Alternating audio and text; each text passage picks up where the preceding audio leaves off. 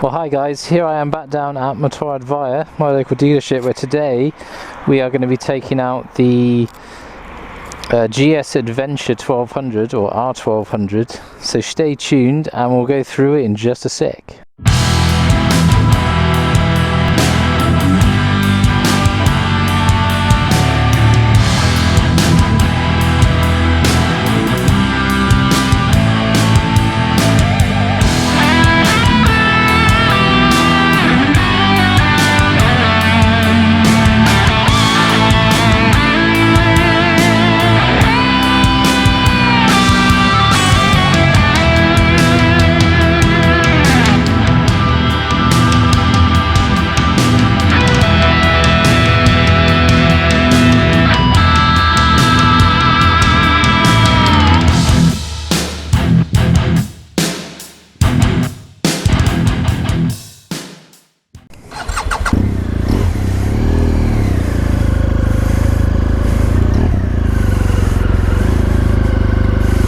So here she is for 2017, the all-new R1200 GS Adventure. This is the mother of all adventure bikes. I mean, this beast is pretty big. I've ridden the previous model to this. A few updates they've done on this bike. A few minor things. I think they've changed the dash slightly. But a couple of bigger ones. I think the gearbox has been updated, and the suspension on this machine, or the fully loaded machine, if you go for the dynamic package, that gives you the electronic suspension. But I think on this year's version you don't have to adjust it much yourself. Beforehand you'd have to put in you know, if you had luggage on or you had a pillion on. This bike does that all by itself, so it can sense if there's added weight on the back, or if you've gone into loose gravel, off-road, etc. It will change all that for you, which is good stuff. But good thing that they have updated is the gearbox, as I said just now, because I felt on the last bike, this bike does have the quick shifter and down blipper, which is also part of the dynamic package. I found it very clunky in first, second and third gears. It wasn't particularly smooth. Brilliant on the other bikes, on the S lines, on the S1000 XR and the RR. Haven't ridden the R yet, which I'd like to get back out on. But yeah, as I said, on this bike, not as smooth. So interested to see how she goes. But yeah, straight away a much smoother gearbox. I'm up into fourth now with no great shakes. As I said, on the old bike it wasn't smooth at all. It was very jolty, and first to second especially. But it's all been looked at much smoother. Down the gears as well, down blipper.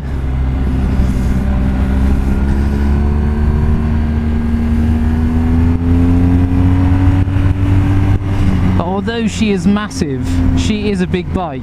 You can ride this, it is so flickable. This is the most well-balanced bike I have ridden. You can have so much fun on this, even if you are intimidated by the size of it. Beautiful and smooth up the gears when you're on higher revs. But this thing is so planted, it is so well balanced. All the weight is so low down. It's the most inspiring, confidence-inspiring bike I've ridden, and well balanced. So that's saying a lot. I mean, there's a reason why this bike sells so well. It is so good, this machine. You know, and eventually, once I've tamed the inner lion, or the lion within, I may have one of these eventually in my garage, but I'm not quite ready for one of these yet. By no means is it an old man's bike, but I still need that sports bike power. Speaking of power, this has 125 brake horsepower, but also 125 newton meters of torque, which is a lot. So this thing will keep up with any bike, you know. Obviously top end it's going to struggle against sports bikes, but this thing shifts. Anyone that says a GS is just a big tractor and it's a slouch, it's not quick, it's rubbish.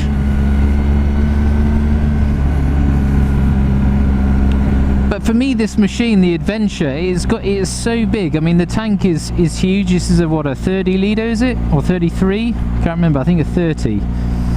It is massive. It is wide. But I like that. I like a big bike. I like a good road presence, which this has shed loads of. I like to ride a big bike. I feel safer on a bigger bike. Although obviously much fun to be had on smaller, whippier things, but I feel so much at ease on a larger machine. Some people ask why would you get the Adventure? Now it's a personal thing, I would say. Now for me, I ride obviously within Germany and in and around Europe, where obviously fuel isn't an issue. So I don't know. I mean, I'd like to have this probably more than the other bike, the standard GS, which I will get out on just to sort of do a comparison to.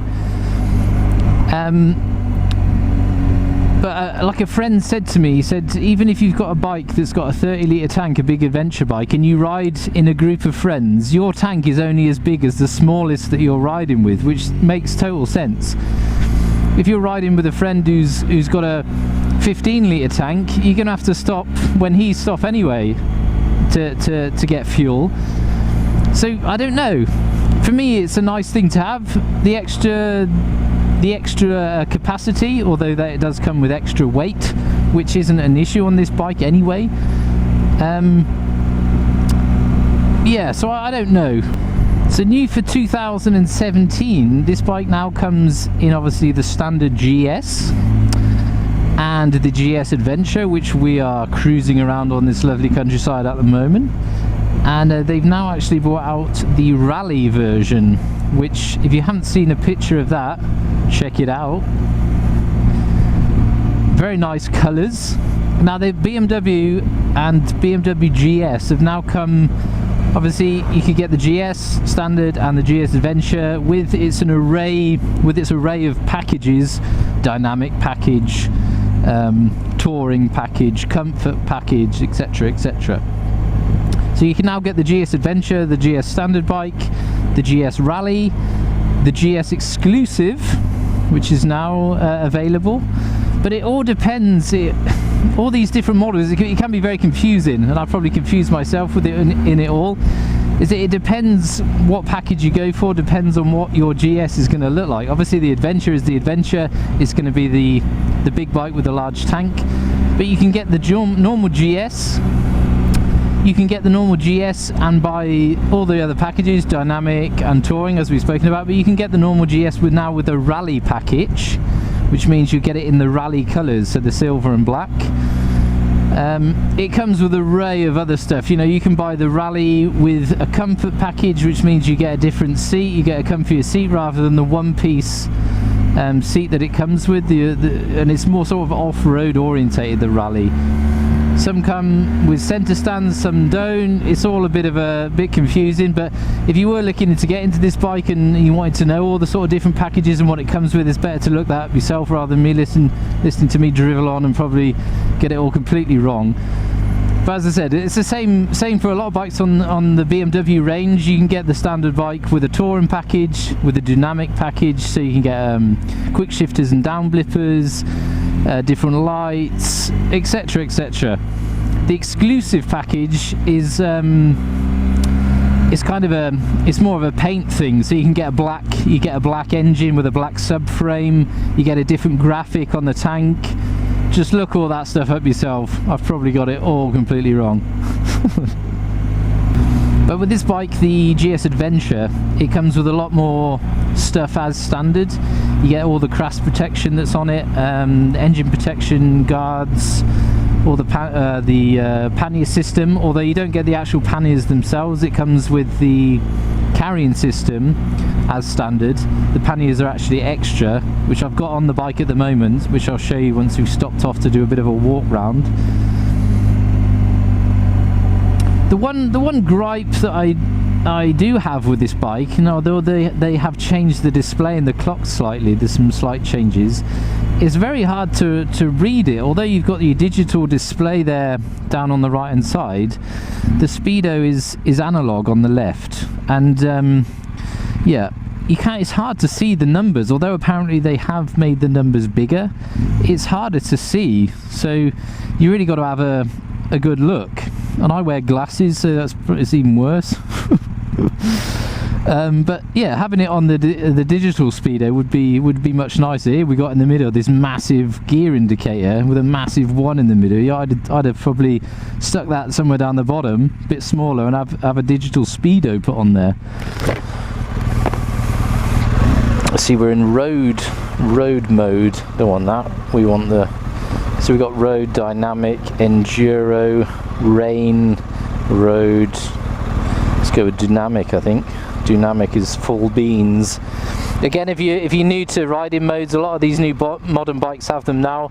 It's all to do with the electronic suspension, traction control, ABS, throttle mapping. So it's just basically a saved mode within the system that you can select.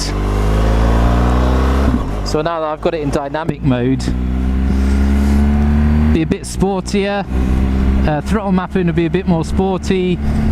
Suspension probably a bit more harder, and different levels of traction control and ABS. Whereas if you put it in a mode like rain, it cuts the power. I don't know how much it cuts the power down to on this bike. On mine, on the S1000 XR, it cuts it to 100 brake horsepower, and there you've got then more. A greater level of traction control. Your throttle mapping is a lot smoother pickup, etc, etc, without boring you into the technical details of it. That's basically what it is. It's just a mode that's got an amount of settings that's saved within the ECU. But again, on a lot of them, once you've selected, like I have here, dynamic mode, you can go into that mode, even though it's a saved mode, and tweak it slightly. You could put on, while being in dynamic mode, you could change the suspension setting to road so it becomes a bit more softer. But we won't bore you with too much of that. Whoa. It is still boffy. Did you see that? As I knocked it into second, it's a bit twitchy in the front. Now that's what I found on the last bike. Maybe that's because I'm in dynamic mode now. The throttle mapping is a bit more snatchy, so it's a bit sportier. So you have to, with all quick shifters, they work better when you're on the gas, when you're on it. Although they work fine in the lower revs, they work best when you're sort of up through the up through the rev range.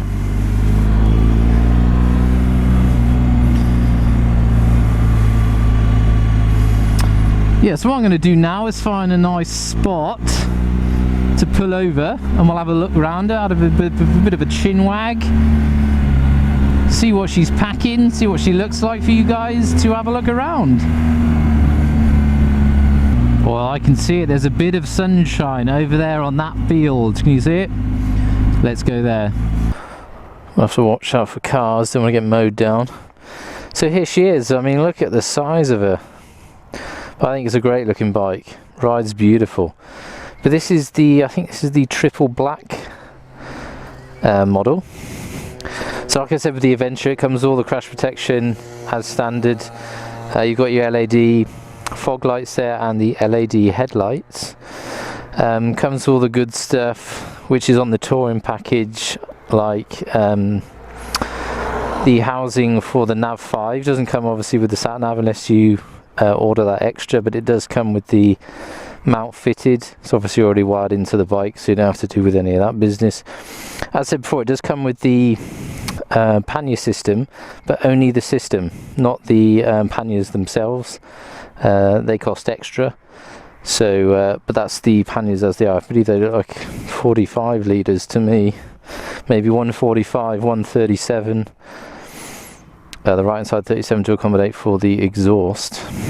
But there she is. I mean, just look at the size of her, the size of that tank. It's just a massive road presence, a huge bike. But as I said, so easy to ride, beautiful to ride.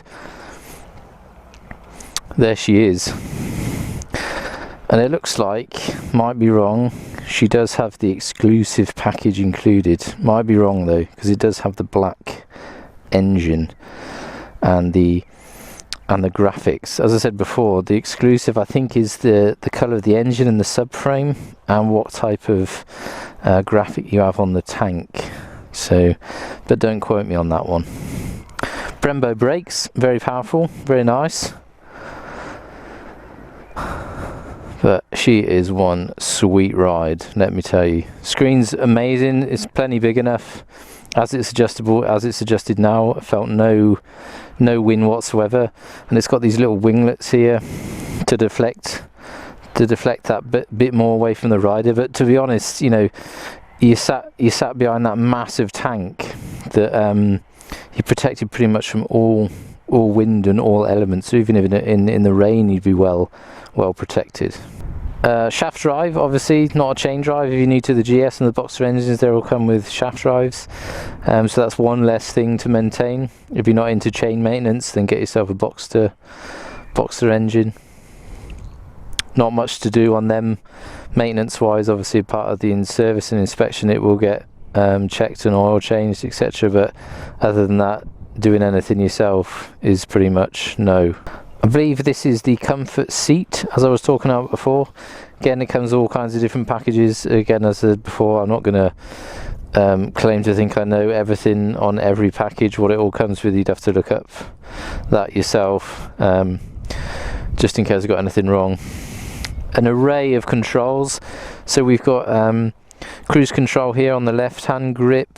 This is the day and the daylight and headlight switch. It's the same on my S1000 XR. If you click once, it comes up on the display for daylight, so you'll get the LED sort of outer rim of the headlight will come on, and you can click it again and the headlights will come on. But it is already configured automatic, so it's the same on a car. You know, these cars these days, when you go into a tunnel, the headlights will automatically come on. You can change it for whatever one comes on as soon as you switch the bike on. You can either have the daylight or the headlight on, so you can change that to whatever you want. You've got the ABS, traction control and suspension setting button, so you can turn on the ABS, you can turn it off, same with traction control, on and off. And the suspension settings, as I said before, once you've put your machine into whatever mode you want to ride in, so if you were in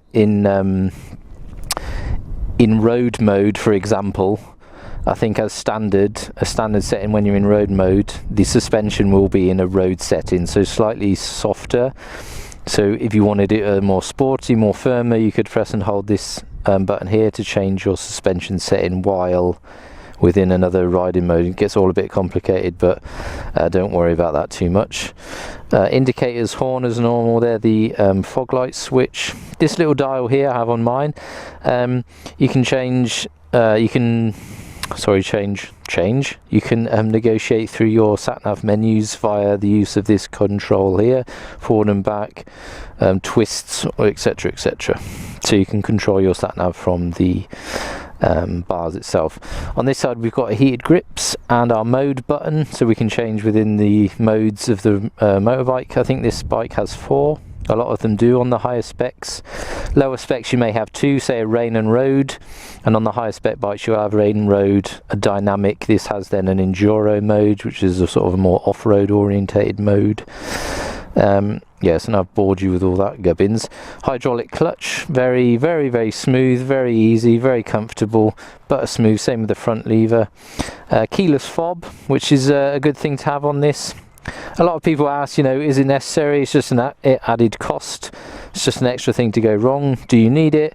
A lot of people have said, you know, how far can you go away from the bike? You know, could somebody steal it if you stopped off and, you know, sat down for a coffee and your bike was within sight, but would it still be able to be switched on? And I think the answer to that is no. I've seen people test them, and the bike actually won't turn on when the key was in, say, within or outside a meter, within a meter of the bike, it wouldn't switch on. So again, it's a security thing. But I did see on another one that once you started the bike and say you lost the key or somebody stole the bike and managed to get it started, the bike would run even though they didn't have the key, and the bike until the next time they switch the bike off, then it wouldn't restart. So it doesn't stop anybody stealing it as such, but it does have that sort of niggle that once the bike is running, you don't have to have the key on you. So that's probably one thing to look into for the future, maybe, I don't know. But yeah, enough about that. What else have we got? Top case, carrier. As I said, this whole frame for the carrying system is as one part, but you do have to pay extra for the luggage. Centre stand comes on this bike as standard. Suspension front and rear fully adjustable. All the bells and whistles, all singing or dancing. There she is. What an absolute beauty. Well guys, I hope that's been of benefit or of interest to you. Please, as normal, if you did like the video, then do leave a like. Do leave a comment if you've got any questions or you want to chat about the subject of the day. Then leave me a comment in the section below.